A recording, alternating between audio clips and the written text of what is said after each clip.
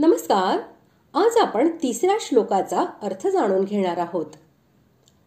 जर विज्ञानासहित ज्ञानाचा एवढा महिमा आहे आणि त्याचे साधनही इतके सुगम आहे, तर मग सर्व माणसे त्याचे आचरण का करीत नाहीत? अश्रद्धा हे या मागील मूळ कारण आहे. हे दाखविण्यासाठी भगवंत आता याबद्दल श्रद्धा, विश्वास न बाळगणाऱ्या माणसांची निंदा करीत आहेत. श्लोक 3. अश्रद्धधानः पुरुषा धर्मस्यास्य परन्तप अप्राप्यमान् निवर्तन्ते मृत्यु संसार वर्त्मनि. श्लोकाचा अर्थ: हे परंतपा, या वर सांगितलेल्या धर्मावर श्रद्धा नसलेले पुरुष मला प्राप्त न होता मृत्यूरूप संसार चक्रात फिरत राहतात. धर्म दोन प्रकारचा असतो, स्वधर्म आणि परधर्म. मनुष्याचे जे आपले स्वतः सिद्ध स्वरूप आहे ते त्याच्यासाठी स्वधर्म आहे आणि प्रकृती आणि प्रकृतीचे सर्व कार्य त्याच्यासाठी परधर्म आहे. मागील श्लोकात ज्या विज्ञानासहित ज्ञानाचे महात्म्य सांगितले आहे आणि यापुढे संपूर्ण अध्यायात ज्याचे वर्णन आहे, त्याचे वाचक येथे अस्य या विशेषणासह धर्मस्य हे पद आले आहे. या प्रसंगामध्ये वर्णन केलेल्या भगवंताचे स्वरूप, प्रभाव, गुण आणि महत्व, त्याच्या प्राप्तीचा उपाय आणि त्याचे फल सत्य न मानून त्यांच्याबद्दल अनादर आणि विपरीत भावना करणे, तसेच त्या केवळ रोचक अशा उक्ती मानणे इत्यादी विश्वासविरोधी ज्या भावना आहेत, त्या म्हणजेच त्याच्याबद्दल श्रद्धा न बाळगणे होय.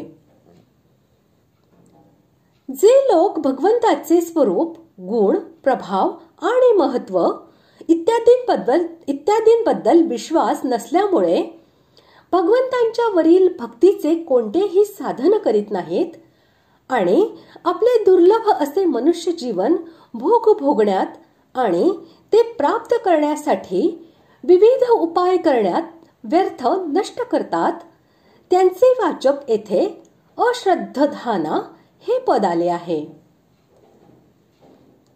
श्रद्धारहित असलेले पुरुष मला प्राप्त करून न घेता मृत्यूरूपी संसार चक्रामध्ये भ्रमण करतात. या म्हणण्याचे तात्पर्य असे की 84 लाख योनींमध्ये भटकता भटकता कधी भगवंतांच्या दयेने जीवाला या संसार चक्रातून सुटका होऊन परमेश्वराला प्राप्त करून घेण्यासाठी मनुष्याचे शरीर मिळते. असले भगवत प्राप्तीचे अधिकारी असलेले दुर्लभ मनुष्य शरीर लाभल्यावरही जे लोक भगवंतांच्या वचनांबद्दल श्रद्धा न ठेवल्यामुळे भजन, ध्यान इत्यादी साधन करीत नाहीत, ते लोक भगवंताला प्राप्त करून न घेता पुन्हा त्याच जन्ममृत्यूरूपी संसार चक्रात सापडून पूर्वीप्रमाणेच भटकू लागतात.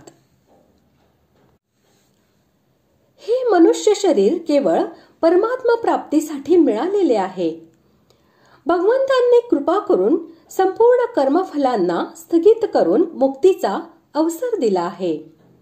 अशा मुक्तीच्या संधीला प्राप्त करूनही जे जीव जन्ममरणाच्या परंपरेत चालत राहतात, त्यांना पाहून जणू भगवंत पश्चाताप करतात की मी यांना आपल्याकडून जन्ममरणातून सुटण्याचा पूर्ण अवसर दिला होता, परंतु हे त्या संधीला प्राप्त करूनही जन्ममरणाकडेच वाटचाल करत आहेत.